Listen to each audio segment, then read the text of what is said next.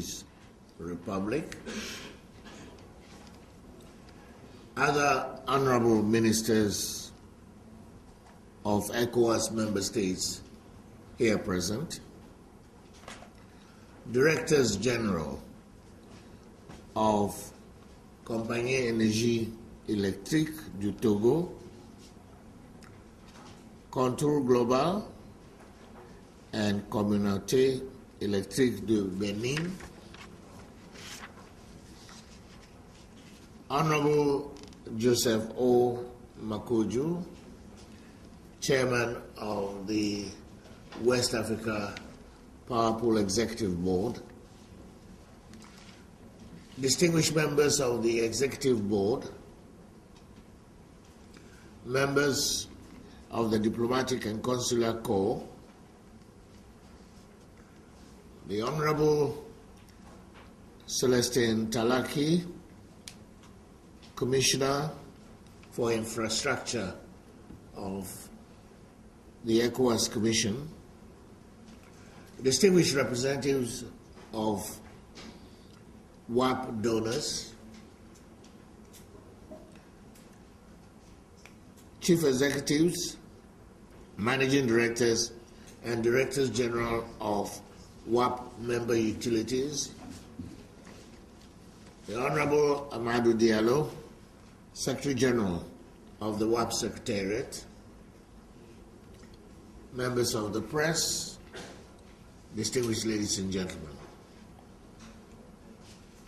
I wish to begin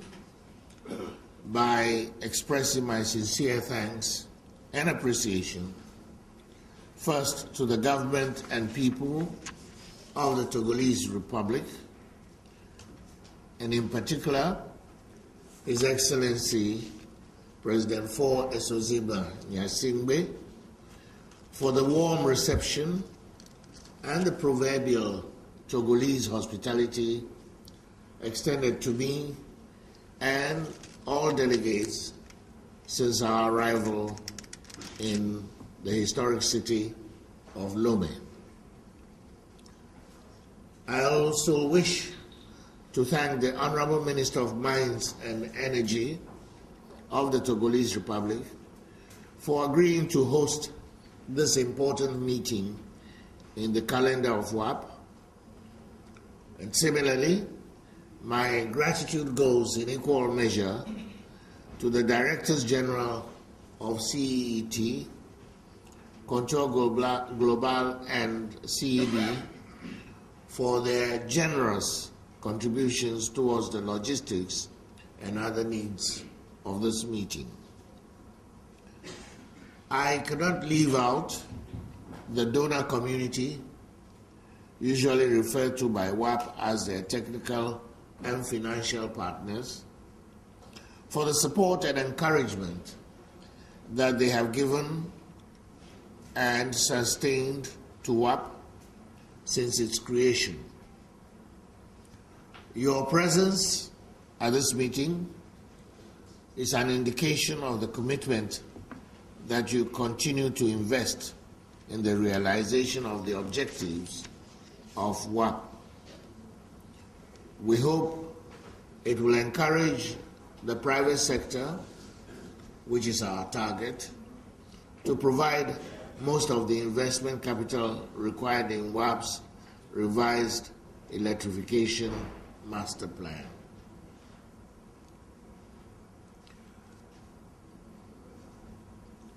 Distinguished ladies and gentlemen, it was an uncommon foresight of the Authority of Heads of State and Government of ECOWAS member states when, in 1999, it created the West African Power Pool specifically to integrate our national power systems operations into a unified market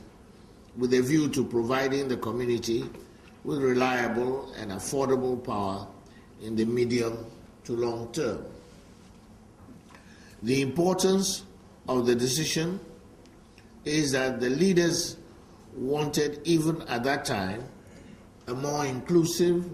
and holistic approach to solving the region's power problems in order to accelerate our national development programs, reduce energy poverty, as well as reliance on traditional sources of energy, to generally improve education, health, and job opportunities, and also attract investment that will fuel further socioeconomic development. At that time, WAP was also a test case for the ECOWAS Commission in the creation of a specialized institution that will be directly funded by its member states with very little recourse to ECOWAS funds for operations. I can assure you, my audience, that we are very happy at the way things are happening in WAP since the beginning of that dream. In its short time of existence, this institution has shown that it can achieve the goals of the founding fathers and more, given the support and encouragement that you have bestowed on it thus far. Throughout the world, we are witnessing countries and regions coming together to form regional economic communities with a view to pursuing unified economic and tariff policies that would harness economies of scale and scope, facilitate the movement of people, goods and services, reduce overall costs to their inhabitants, broaden the size of their markets, and strengthen their position when negotiating trade and other deals with outsiders. In West Africa, the global shifting paradigm is not lost on us. We have long realized its imperative connotations and have created ECOWAS to spearhead our integration efforts. One of the tools at our disposal to attain those goals, therefore, is the West Africa Power Pool, and thanks to your efforts, we are succeeding. The pooling of our electricity systems has driven our integration efforts to a new level. We see member states that are electricity challenged being freed from the catastrophe of energy deficiency, and nascent companies are being saved from having to halt their activities. At a personal level, I have been involved in a number of initiatives in the ECOWAS region since I assumed presidency of the Commission. Thanks to the expertise and professionalism in the West African Power Pool, the Commission has been able to lessen the burden entailed in socioeconomic development in some countries. The provision of electricity to Bissau through the ECOWAS Commission's exemplary partnership with the UEMOA Commission, our sister organization, by which the two institutions provided 10 million United States dollars to buy fuel, lubricants, engine spare parts, transformers, and other accessories for 1 year for the power station in Bissau is another case in point. The program was prepared and managed by WAP, and since December 2010, the city now has a steady supply of electricity. The recent provision